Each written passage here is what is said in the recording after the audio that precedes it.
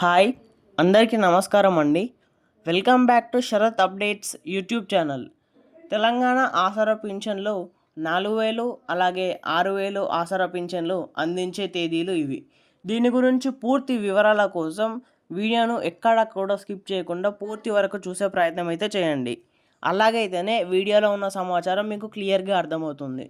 అలాగే వీడియో ఖచ్చితంగా లైక్ చేయండి. లైక్ చేసి ఇలాంటి ఇన్ఫర్మేషన్ మీకు అందివ్వడానికి నాకు మోటివేట్గా ఉంటుంది. దాంతోపాటు ఛానల్ని సబ్స్క్రైబ్ చేయండి. తెలంగాణలో కాంగ్రెస్ అధికారంలోకి రాకముందు ఎన్నో హామీలు ఇచ్చారు. ఈ హామీల అమలు మేరకే ప్రస్తుతం రేవంత్ రెడ్డి ప్రభుత్వం పనిచేస్తుంది. దీనిలో భాగంగానే 6 గ్యారంటీలను అమలు చేస్తున్నారు. దీనిలో దాదాపు చాలా వరకు పథకాలను ప్రారంభమయ్యాయి. ఇంకా కొన్ని పథకాలను ప్రారంభించలేదు ప్రభుత్వం. వాటిని కూడా త్వరలోనే ప్రారంభిస్తామని అధికారులు కూడా తెలుపుతున్నారు. డిసెంబర్ 7, 2023న అధికారంలోకి వచ్చిన కాంగ్రెస్ ప్రభుత్వం ఏడాదిన్నర పూర్తవుతున్నా కూడా ఇప్పటికే చాలా సంక్షేమ పథకాలను తీసుకొచ్చిన కాంగ్రెస్ ప్రభుత్వం మిగిలిన పథకాలను కూడా ప్రారంభించేందుకు సిద్ధంగా ఉంది. అందులో భాగంగానే ఆసరా పెన్షన్ల పెంపు మరియు రైతు భరోసా పథకాలను ప్రారంభించేందుకు ప్రభుత్వం ప్రణాళికలు రూపొందిస్తుంది. గత ప్రభుత్వం ఆసరా పింఛన్ల కింద 2016లో దివ్యాంగులకు 3,016 అందించగా, కాంగ్రెస్ తన ఎన్నికల హామీల ఆసరా పెన్షన్లను 4,000 అలాగే దివ్యాంగుల పెన్షన్లను 6,000కు పెంచుతామని చెప్పింది. ఇప్పుడు ఈ హామీలను నెరవేర్చేందుకు ప్రభుత్వం కసరత్తు చేస్తున్నట్టు తెలుస్తుంది. మే 30 తారీఖులోపు ప్రతి ఒక్క అర్హుడైన లబ్ధిదారుడి ఖాతాలో ప్రతి ఒక్క జిల్లాలో ఈ పెన్షన్ డబ్బులు జమ చేస్తాము అని ప్రభుత్వం అయితే చెప్పింది. అదేవిధంగా రైతుల సంక్షేమానికి కట్టుబడి రైతు భరోసా పథకం కింద ప్రతి ఏటా ఒక్కో ఎకరానికి 15,000 అందిస్తామని ఎన్నికల సందర్భంగా ప్రకటించారు. ఈ పథకాన్ని అమలు చేస్తూ రైతులలో విశ్వాసం పెంచుకోవాలనుకుంటుంది కాంగ్రెస్ ప్రభుత్వం. ఈ పథకాల అమలు ద్వారా పేదలు, రైతులు, దివ్యాంగులు వంటి పలు వర్గాలకు ఉపశమనం కలిగించడమే ప్రభుత్వం ప్రధాన లక్ష్యంగా ఉంది. కాంగ్రెస్ ప్రభుత్వం మరింత మద్దతు పొందే అవకాశం ఉందని విశ్లేషకులు భావిస్తున్నారు. ఆసరా పెన్షన్ల లబ్ధిదారుడి ఖాతాల్లో రంగారెడ్డి, హైదరాబాద్, నల్గొండ జిల్లాలో అధికంగా ఉన్నారు. పెంచిన పెన్షన్లు అమలు ఎప్పుడు చేస్తారా అని ఎదురు చూసిన వారికి ఇది ఎంతో ఉపశమనం కల్పిస్తుంది. దివ్యాంగులకు ఎంతో ఆసరాగా నిలువస్తుంది. ప్రభుత్వం తీసుకున్న ఈ నిర్ణయానికి ఈ జిల్లాల ప్రజలు సంతోషం వ్యక్తం చేస్తున్నారు. చేయూత పథకం ద్వారా లబ్ధి పొందే వర్గాలు వారికి లభించే పింఛన్లు ఇవి. చేయూత పథకం కింద వివిధ వర్గాలను వారికి నెల నెల ప్రభుత్వం నుండి పెన్షన్లు అందజేస్తారు. ఆ పెన్షన్ల వివరాలు: వృద్ధులు 65 ఏళ్ళు అంతకంటే ఎక్కువ ఉన్నవారికి 4,000, వితంతువులు అంటే భర్త మరణించిన మహిళలకు నెల నెల 4,000 చొప్పున వారి ఖాతాలో జమ చేస్తారు. దివ్యాంగులు 40% లేదా అంతకంటే ఎక్కువ వైకల్యం ఉన్న వారికి నెల నెల 4,000 చొప్పున జమ చేస్తారు. ఒంటరి మహిళలు, ఎవరి మద్దతు లేని మహిళలకు 4,000. బీడీ కార్మికులకు, బోధనేతర సిబ్బంది, డయాలసిస్ రోగులు, ఎయిడ్స్ వ్యాధిగ్రస్తులకు నెల నెల ప్రతి నెల వారి ఖాతాల్లో 4,000 చొప్పున ప్రభుత్వం డబ్బులు జమ చేస్తుంది. చేయూత పథకం కింద పెంచిన పెన్షన్ మొత్తాన్ని ఇస్తున్నారా లేదా అని అయితే ప్రశ్నలు అయితే వస్తున్నాయి. దీనికి తెలంగాణ రాష్ట్రంలో వృద్ధులు, ఒంటరి మహిళలు, వితంతువులు తదితరులకు ఇచ్చే పెన్షన్ మొత్తాన్ని రెట్టింపు చేస్తామని కాంగ్రెస్ పార్టీ ఎన్నికల సమయంలో హామీ ఇచ్చింది.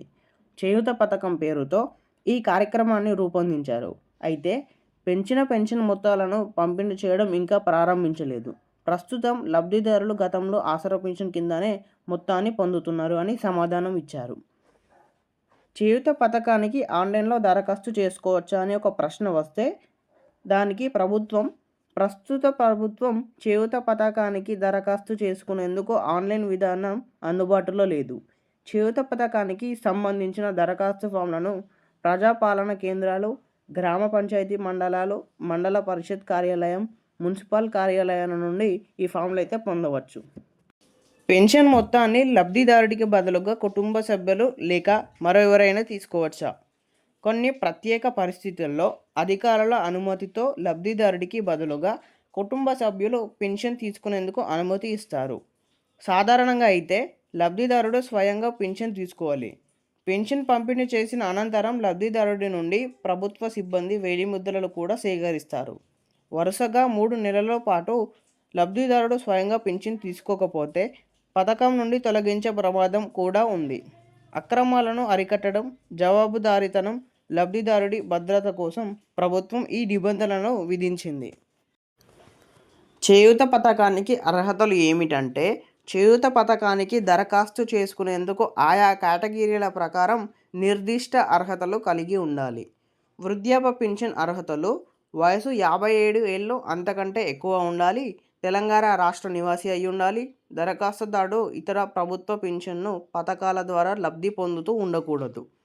దివ్యాంగుల పింఛన్ అర్హతలు: వైకల్యం 40% లేదా అంతకంటే ఎక్కువ ఉండాలి. సంబంధిత వైద్య ధృవీకరణ పత్రం ఉండాలి.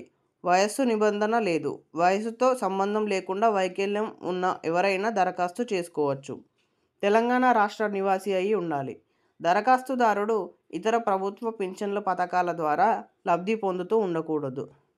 వితంతువుల పెన్షన్ అర్హతలు: వితంతువు అయి ఉండాలి. భర్త మరణ ధృవీకరణ పత్రం ఉండాలి.